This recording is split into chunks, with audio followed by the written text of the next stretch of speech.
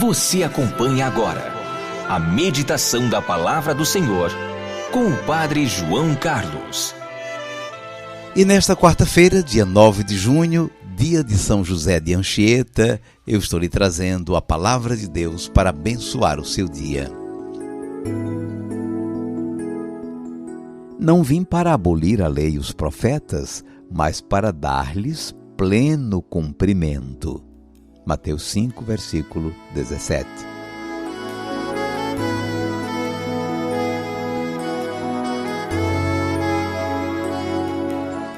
O Evangelho desta quarta-feira nos fala da Palavra de Deus. É um pedacinho do Sermão da Montanha, do Evangelho de São Mateus. Jesus está explicando aos seus seguidores que ele veio dar pleno cumprimento à lei e os profetas. O povo da Antiga Aliança, que a gente diz do Antigo Testamento, fez uma forte experiência de Deus em sua história. Olhando a história desde que o povo foi se formando, vemos como Deus foi se revelando a eles de uma maneira muito especial. Deus começou esse povo com Abraão. Do neto de Abraão, Jacó, surgiram as 12 tribos. Num tempo de seca e fome, o grupo de Jacó mudou-se para o Egito. Lá acabaram se tornando escravos no regime dos faraós. A libertação e a volta para sua terra foi um processo em que aprenderam muito sobre a bondade e a vontade de Deus. No Sinai, Deus lhes deu uma lei escrita por meio de Moisés. Um pouco mais adiante, o povo das tribos se tornou um reinado. Nesse tempo, apareceram os profetas que falavam em nome de Deus, instruindo o povo. Essas palavras foram guardadas nos livros dos profetas. O reino se dividiu em dois, e os dois reinos acabaram sendo invadidos por outros povos. Marcou muito o exílio de uma parte do povo na Babilônia. Na volta do exílio, houve muito trabalho para a restauração de tudo que tinha sido destruído. Aos poucos foi se organizando a coletânea dos livros de sabedoria, com os salmos e outros escritos. Assim, no tempo de Jesus, o povo da Antiga Aliança, quando falava das Escrituras, referia-se a 3 grupos de escritos: a lei, os profetas e os salmos.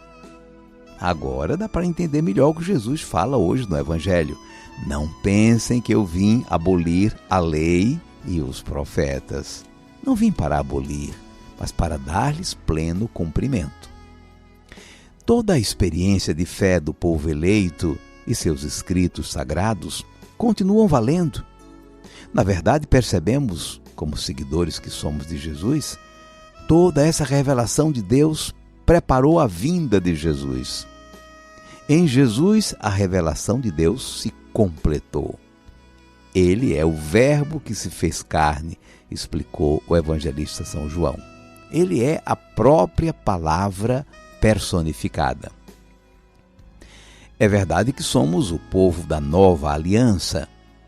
Lendo os evangelhos e os demais escritos do Novo Testamento, acolhemos Jesus, o Salvador da humanidade, e seus ensinamentos.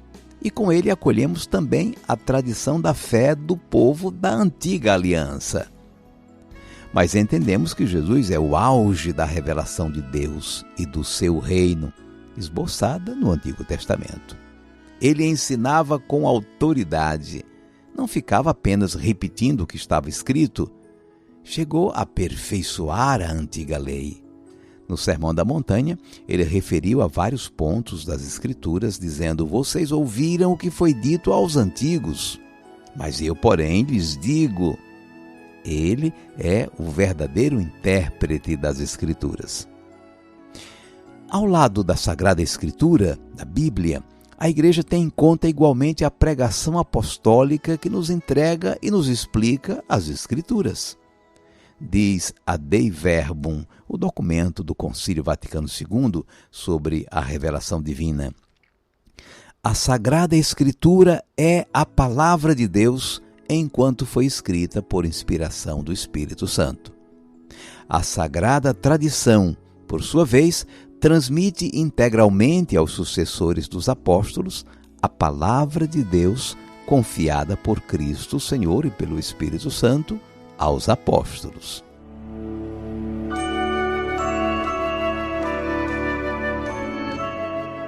Vamos guardar a mensagem. Jesus nasceu no mundo dos judeus, o povo da antiga aliança. Toda a história desse povo foi uma grande experiência do amor de Deus. Deus foi se revelando aos poucos. Os seus escritos sagrados estavam distribuídos em 3 blocos: a lei, os profetas e os salmos. Jesus, o Filho de Deus, o Verbo, a palavra feita carne, é o ponto mais alto dessa revelação de Deus. Somos o povo do Novo Testamento, dos Evangelhos, dos escritos dos apóstolos e das primeiras comunidades cristãs.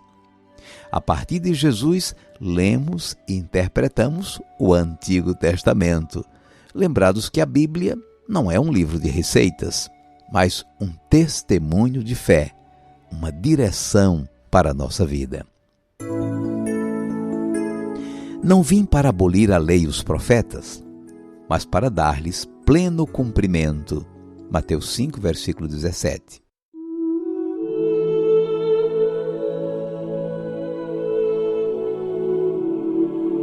Cinco segundos para você falar com Deus.